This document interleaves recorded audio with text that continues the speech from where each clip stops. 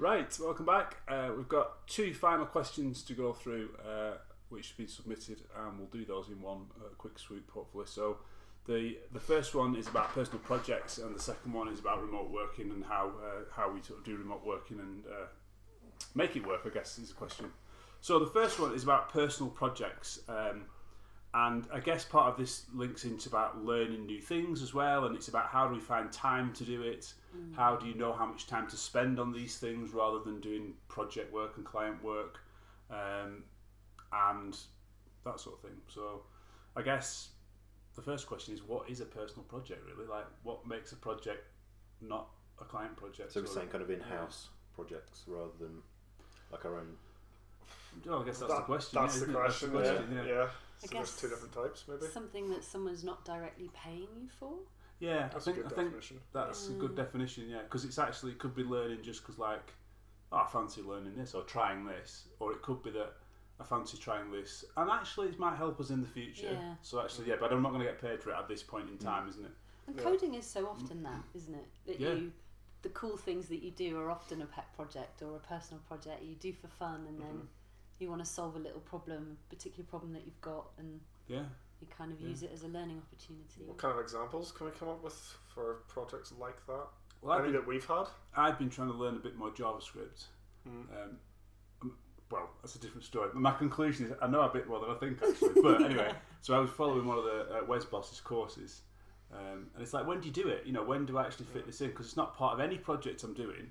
And when do I actually say, right, do you know what? I'm going to do lesson 2 with the next one on the list.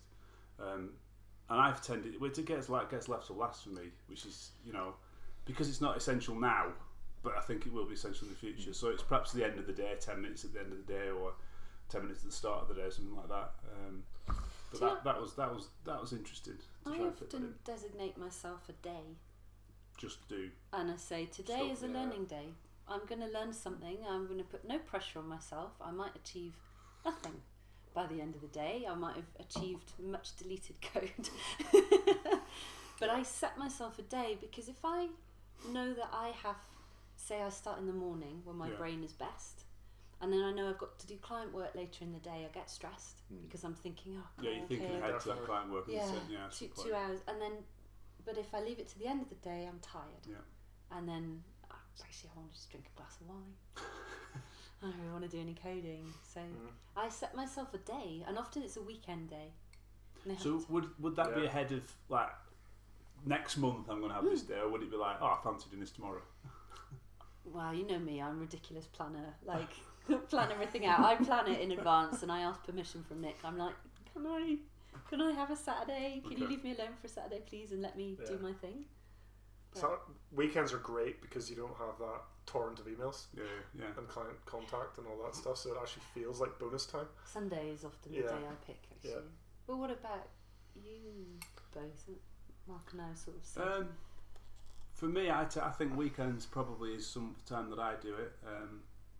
Pick a time when the kids are out, maybe with your wife, maybe, and then just think, I'll have an hour now. I can't do like a day like you do. I don't have the time on the weekends to do that. But there might be an hour where they're not around, and I'll just think, I'll dive in, because I know like something like that Wes Boss thing. Each one's about like 10 minutes. I know they're different, but essentially they're like short little things that you can just do. So they're kind of great for that. You just dive in and have a go at one. So that sort of thing. But I think I'm not as much planner as you. I'd probably just like decide to do it at some point. I'm very spontaneous with things like that. I need to feel inspired, and that's something that I lose if I plan. So I'll be like, this thing's cool, I want to try it out, and I'll just do it. In the zone. And sometimes that just means putting some other stuff off a little bit or working a bit late. But for me, it's been so difficult. It's actually something that I can't find the time anymore. Like, I don't have time outside of work for sure. So if I'm doing stuff, it has to come within work time. These days, it used to be that my wife, worked late nights and things, so I get multiple evenings and weekends when she was doing shift work, and that was great for that kind of thing. I could just sit there and just code and do whatever, learn to my heart's content. But that's been put on hiatus for a couple of years for me. I think the theory of it is that you treat it like a project. But as you've heard, it's very difficult to actually do that and say like, this is going to be a client project. I'm gonna go through this course and I'm going to learn this, and then you put it into your schedule, don't you? Like you say, you put it in. I'm going to do it this day or this day and this day, and treat it like a project. But obviously that's hard because you're not getting paid for it. Yeah. But then you could argue, well, you are, because it's going to bring dividends further down the line, isn't it? So the biggest thing recently that we've done is our new website. Yeah. That's the biggest. Was hard. Yeah, it was really hard. Really hard to fit that in. It just gets deprioritised all the time. Because it felt like a personal project to Highrise. Yeah. It was just we've got to do work for our clients. We've got to keep on top of all that stuff, and it was hard to prioritise that over other things. That's true. It really was, because we have full control. So like we're the only ones that care about the deadline. Yeah. So we can easily push that deadline back, and I think that's difficult. What about you, Jonathan? I think for me, kind of working in the evenings is probably the best time for me to do that kind of little bit of training, and when kids are in bed and there's no distractions. It is that. It's distraction free when you're learning, isn't it? It's a balance, isn't it? Because you don't want to be. You've been working all day. Sometimes you don't want to be carrying on in the evening. Yeah. And I think I know a lot of people say to me, "Oh yeah, you can't do that. You can't work all day and then do something in the evening." But actually, if you want to, I think that's fine. Yeah, if you feel energized. If you feel energized and you want to carry on and you want to learn something new, I think that's fine. It's when it becomes a chore that you should say no, and I've been working all day and I'm not doing it. And I think when I do personal projects, I never set myself a deadline for that reason, because then it starts to feel like a pressure, and the joy and the fun of learning or trying to do something new is gone. Yeah. Word camps are another one that I've found brilliant for carving out personal time. Is the day before or the day after, or the journey there or the journey back. The journey's a good one. Can often be a really great one. So when I was waiting for my flight to Belgrade, I started to just completely redesign my website. And it was brilliant. I had great Wi-Fi, no interruptions. I was at a cafe, cups of tea. Yeah. Great. It's good there. On the train to the venues, it's a good time to read things, isn't it? And stuff. It is. Because you might not have reliable connections and stuff. But have we answered the question? I think reiterate the question. It's a difficult question. Yeah, it was personal projects. Where do you start? How do you fit them in? How do you time allocation? I think what we're saying is personal projects are projects that you don't get paid for now, and then how do you put them into your schedule? So I think we've kind of answered it, but not probably very well. But we're not very well. We haven't got the answers. So I think we've all got different methodologies. I think, and it's probably what works for you is as a person. Yeah. And trying different things maybe is the way. But yeah, it's a difficult one, is that, isn't it? Anyway, we'll move on to the final question, which is how do you cope with remote working? So if you don't know, Highrise Digital are a completely remote team, hence the reason why we're here today together in Italy, because we don't actually see each other in person very often. So we tend to get together every now and again. So the question is, how do you guys cope with that remote working? And what should someone do who is in the, I say is in the WordPress community, maybe just in the web generally, working on their own, actually, it doesn't really need to be WordPress. What should they do if they feel isolated and they want to chat? Is there somewhere that they could go and so forth? So I guess there's two parts to this question. It's like, how do you cope with remote working, and then where could you go to get some support and help, I guess. So I'll start us off.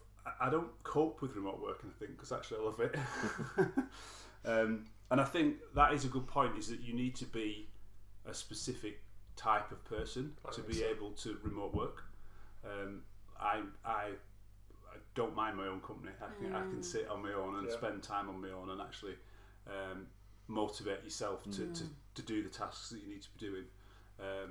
But if you're not of that, that personality maybe, then you're going to need some things to push you along to make you fit into that path, aren't you? So, and then I suppose we have lots of processes and tools that help us work remotely, which we use daily and day out, don't we, to sort of communicate, to kind of be in the same room but not in the same room.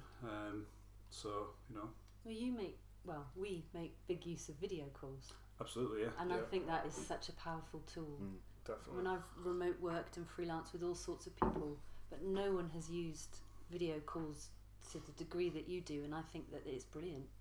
And I feel like even though I don't see you physically, I see you quite often. I agree. I think in the last 12 months, if we've seen each other 3 times, probably, in person. But I just feel like I've seen you every day, sat here now. I don't really feel like this is not much different. Not much different. Really. I think it kind is of different. But the it's investment in hardware kind of helps with that.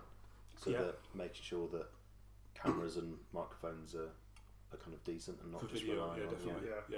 You need that clarity of call, don't you? Yeah. But I suppose we're lucky because we are a team. I know, and I wonder if this question is more focused at individuals. Yeah. You know, we're actually working on your own, that you don't have a team. Maybe your client is your team, but it's a bit different. What about coping mechanisms for the rest of us? Are we all as happy as Mark is remote working? I am personally. Yeah. I go up and down.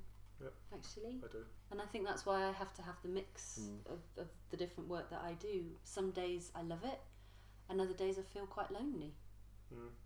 But then I go for lunch loads with people in town. I'm a lady that lunches. Twice a day. Yeah. Yeah, I go out for lunch 2 or 3 times a week with people. Yeah, that's nice. Yeah. Because obviously I don't work with you every day, so that's really important for me. And the meetups are a lifeline. I like getting out of the house though. There's nothing like that, you know, like go for a walk or whatever. I think that's I'll say obvious. Maybe it's not. I don't know if it is. Yeah. It's easy to get into habits where you don't do things like that. For me, exercise is absolutely critical. Yeah. Like if I'm not getting out on my bike or going for a run or a nice walk, I just need to get outdoors. Really. Change. Yeah, it's not just exercise. Actually, it's outdoors. It's like connection to kind of nature. I guess just leaving the house. Because occasionally, like I find myself and I'm like, I don't know if I've left the house in the last 3 days. Like literally, I don't know if I've left the front door.